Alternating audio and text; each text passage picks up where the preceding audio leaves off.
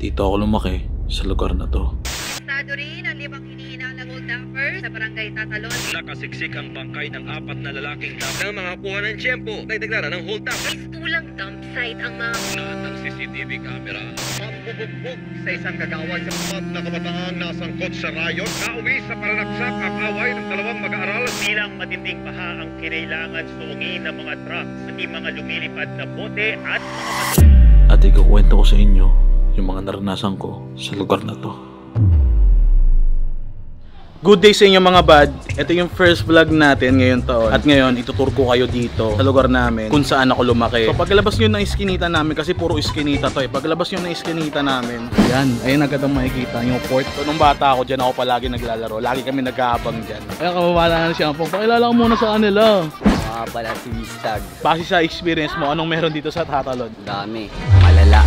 Sa lugar na kasi na yan, dati kasi may upuan dyan. Ayun yung pwestong marami talagang nahuli. Nung gabi na yun kasi, nakatambay kami dito. Dyan ako nakatayo. Tapos dito nakaupo yung mga tropa ko dyan. Tapos maya maya, yung mga pulis pumasok dyan. Kanya-kanyang pasok dyan oh. Yan. Tapos yung nahuli na yun ngayon, pulis na. Dito sa lugar namin talaga, marami kasi nagtutulak ng ano. Pero may sariling dahilan din kung bakit nila ginagawa yun. Ngayon kasi mga bad goods na hindi na dito magulo, hindi na dito tulad ng dati na puro riot, na puro banatan, na puro bentahan ng drugs, na pinapasok ng pulis, hindi na siya ganun. Naalala ko rin dati ito, isi-share ko lang din sa inyo. Dati kasi, hindi ka na ako makulong. Hinuli ako doon. Hinuli ako dyan sa may kulay blue na yan. Nakaupo ako doon, kasama ko nun si Palok. Dinala ako dyan, dinala ako dito, talaga dito. Yan, dyan ako dinala. Pagkadala sa akin dyan, pinosasan ako. Buti na lang, nakilala ko ng isang polis. Pinalo ka ng baril. Oo, kasi akala nila tulak ako eh. Ay muna kayo. Ayan o. Hindi pa kita. Itong lugar na to, tambahin talaga yan. Saan kayo tambay? Diba dito rin kayo tambay? Ay, pagbat... Ano? Hindi yung nagagalit sa akin. Alam mo to, itong bakal kasi na to, kasya yung ulo namin dati dito nung bata kami. Ganyan kami kaliliit nung dati oh. Ah, yan, kababata si Boteng. Kumpare natin yan. Pare namin makulit. Dati lang bubugbog ng mandarin. Ay pare, baka mamuuna na pare. Ay, kababata natin. Makulit yan. Shoutout nga pala. Di lahat ng ganitong mukha gago. Amen. Yung mahabang upuan, ito yung pinaka-memorable sa amin. Diyan kami bumubuo ng plano. Sa dala ng panahon, nakikita nyo naman, sobrang sira-sira na. Sa mga kapitan natin dyan, sa mga councilor natin dyan ng Distrito 4, baka naman. Ay, mabubutol na yan oh. Unti na lang oh. Ito lang ako kalaki nun.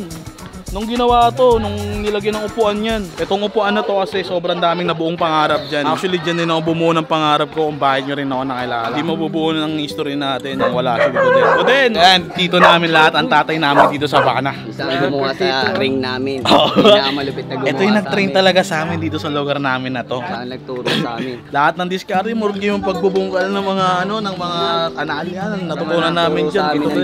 Si buhay-buhay. Yan, ito ang team tatay namin dito sa Bacana yan. Pero inyo ngayon may kanya-kanyang buhay na, di ba? May kanya-kanya ng larangan.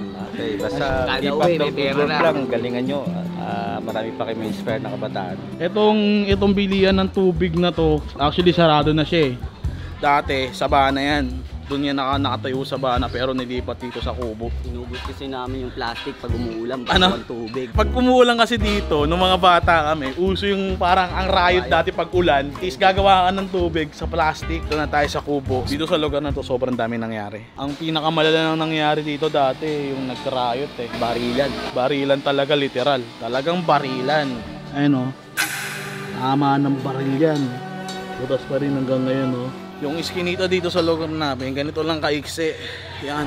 Yan, ganyan lang kaiksi. Dito kasi sa sa Kubo, meron kasing maze dito. So iskinita talaga tong looban. Mas malala dati, no? Nasunog kasi dati tong Kubo. Nasa 150 pamilya ang nawalan ng bahay sa sunog sa barangay Tatalon, Quezon. And mas malala dati yung iskinita dito na talagang madilim. Saan yung unang labasan? Dito. Ito, yan, unang labasan. Palabas yan ng Masaraga. Ano may iso? Yung isa, papunta naman tong Kubo, no? Yung isa, Dito pa. yung lugar namin dito, di ba? Nakita niyo masuwal. Sobrang kitid ang daanan. Pero maraming tagusan. And ito yung isang labasan, no? Yan ang isang labasan, no? So, tara, balik tayo sa Kubo. Welcome sa aming hood. Omis ko. Pala si Jirad. Yung lugar namin, di ba? Kami lang meron ganyan sa Tatalon. Alam mo na. Dead end lang. Dead end lang, nagkakabulan pa. Kapag green niya. May madadawa pa, matik pag may hinabol. Pag inadapa! Ayos talaga. Ano yung sa karangan ninyo? Umayahin ng Hindi na puto. ako malapit mag-scatter Kasi ka po. ng bubo. Natin. LG, pwede natin video yun habang tumatayan. Pare. Bo. Yan. Sent. Oh! Kumusta ka? Oh, bakit mo ako ko? Ano mo? Ay, ka! Ito isang tropa natin. Kumpare. Wala pa nga ako niligo yun. Wasap ka muna, wasap ka muna, wasap ka muna. Sab, nakita niyo yung vlog ko ha. Bibihis pa ako. Kakatapos ko lang tumae. Kita sa video. Gogo! Kita mo talaga? Oo, kita ka talaga to, makita. Sakto na lang. Ito yung mga kababata natin dito yan, si Gabo at si siyempre ang pupuntahan talaga natin dito yung history kasi dito sa lugar na to, dito may namatay kasi dito nung time na nag-riot dito eh. Ayan yung mga tama dito, ayun oh, yung mga tama oh. Diyan pa rin hanggang ngayon. Ayun oh, yung tama ng bala ng totoo niya, puro tama ng bala yan. Ilan ng barilan dito, hindi penggan. Armalite dito tsaka pistol talaga. Yan, diyan barilan dito, naalala diyan oh, barilan diyan oh. Babarilan dyan, no?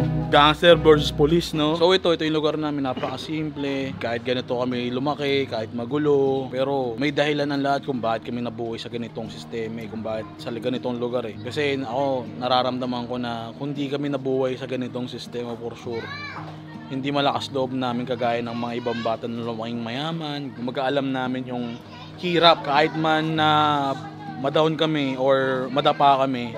Kumbaga sanay na kami kasi galing na kami dun eh. And kaya kung bakit ko rin kayo tinur dito sa lugar namin para mas makilala nyo rin ako na hindi ako laking yaman, hindi ako laking ganito. Laki lang din ako sa hirap kagaya ng mga tropa ko yan. Kaya sanay kami sa ganitong buhay, sanay kami sa ganitong sistema, ganitong ambient ng lugar. Sa mga tao nagtataka kung bakit ako nasa Tatalon kasi taga dito po ako. Born and raised po ako dito. Talagang umalis lang ako dito para maipagsaapalaran sa ibang lugar naman. Naawa ng Diyos, syempre nakilala natin yung BG. Marami tayong naging connection, marami tayong naging tropa. Kung bakit din ako ngayon bumalik dito kasi nararamdaman ko meron akong purpose dito kasi kung ako nga naalis ko yung sarili ko, nakapag-explore ako eh. Paano pa kaya itong mga tropa ko, di ba? Nararamdaman ko meron tayong mission dito. So yun lang, napakasimple lang ng video na to. I hope na kasi simple video na to is mas nakilala niyo ako bilang young age. So yun, marami pa tayong video na gagawin, syempre kasama yung mga tropa natin. At sa lugar na to marami tayong gagawin.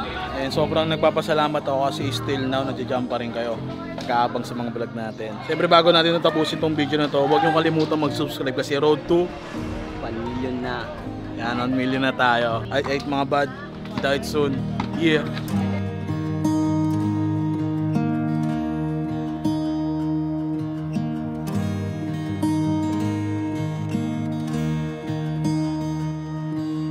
Ang daming tao na nakatingin sa atin. Feeling ko artista ako eh.